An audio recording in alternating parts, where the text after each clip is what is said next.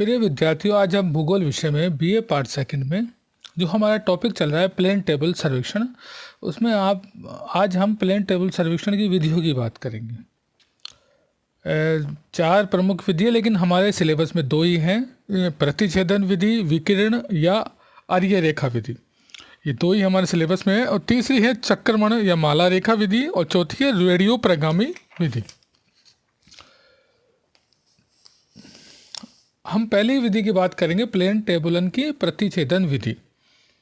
इस विधि में किसी विवरण को प्लान में अंकित करने के लिए क्षेत्र के किन्हीं दो सर्वेक्षण स्टेशनों से उस विवरण को लक्ष्य करके खींची गई किरणों का आरेख पट पर प्रतिछेदन बिंदु ज्ञात करते हैं। जिन दो सर्वेक्षण स्टेशनों से रेखा किरणें खींची जाती हैं, उन्हें मिलाने वाली सरल रेखा को आधार रेखा कहते हैं, जैसे चित्र में भी दिखाई दे रहा है।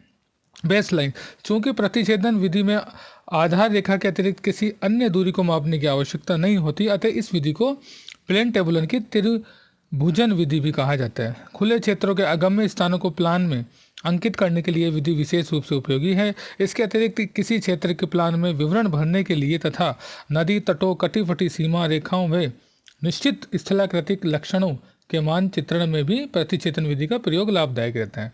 प्रतिछेदन विधि के द्वारा बनाए गए किसी क्षेत्र के प्लान की शुद्धता बहुत कुछ आधार रेखा के सही चयन एवं उसकी शुद्ध माप पर निर्भर करता है।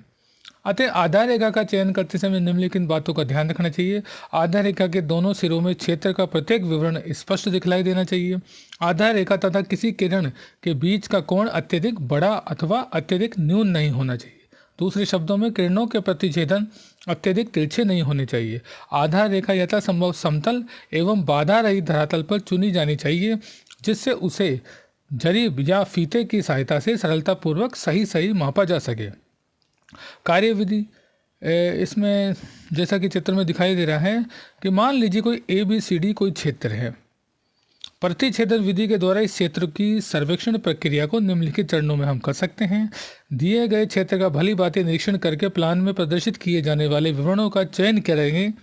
फिर सीमा रेखा के मोड़ों पर सर्वेक्षण दंड को गाड़ेंगे, और जिससे उनको एलईडी से लक्ष्य किया जा सके। यदि आवश्यकता हो तो क्षेत्र के अन्य विवरणों पर भी सर्वेक्षण दंड गाड़े जा सकते हैं। और फिर उपयुक्त आधार रेखा का चयन करेंगे, जरीब अथवा फीते से इस रेखा को मापेंगे। प्रस्तुत उदाहरण में AB रेखा को आधार रेखा माना गया है। प्लेन टेबल को A स्टेशन पर समतल स्थापित करके ड्राइंग कागज के ऊपर की ओर कोने में ट्रफ कंपास की सहायता से चुंबकीय उत्तर दिशा को प्रदर्शित करेंगे, और फिर साहुल पिंड व कांटे के प्रयोग से A स्टेशन के ठीक ऊपर आरेख पट पर स्मॉल a बिंदु ज्ञात करेंगे तथा इस बिंदु पर एक ऑल पिन गाड़ देंगे।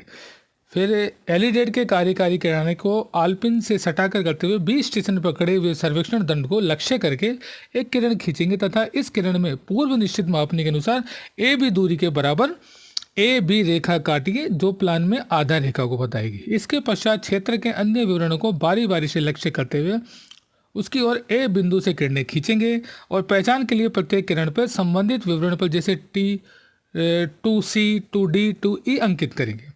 A स्टेशन पर उपरोक्त क्रिया करने के बाद प्लेन टेबल को हम B स्टेशन पर स्थानांतरित करके पूर्व निर्देशित विधि के अनुसार इसका समतलन, केंद्रण और पूर्वाभिमुखीकरण करेंगे।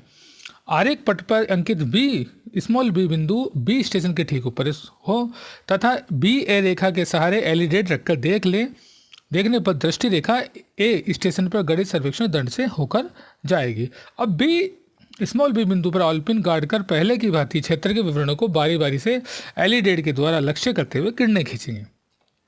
दोनों स्टेशनों से किसी विवरण को लक्ष्य करके खींची गई किरणों का प्रतिछेदन बिंदु प्लान में संबंधित विवरण की स्थिति को प्रकट करेगा तथा संबंधित किरणों को पहचान कर प्लान में CDE प्रतिछेदन बिंदु ज्ञात करेंगे। विवरणों को अंकित करने के पश्चात प्लान पर संबंधित क्षेत्र का नाम, सर्वेक्षण विधि का नाम, मापनी व संकेत बनाएंगे। धन्यवाद।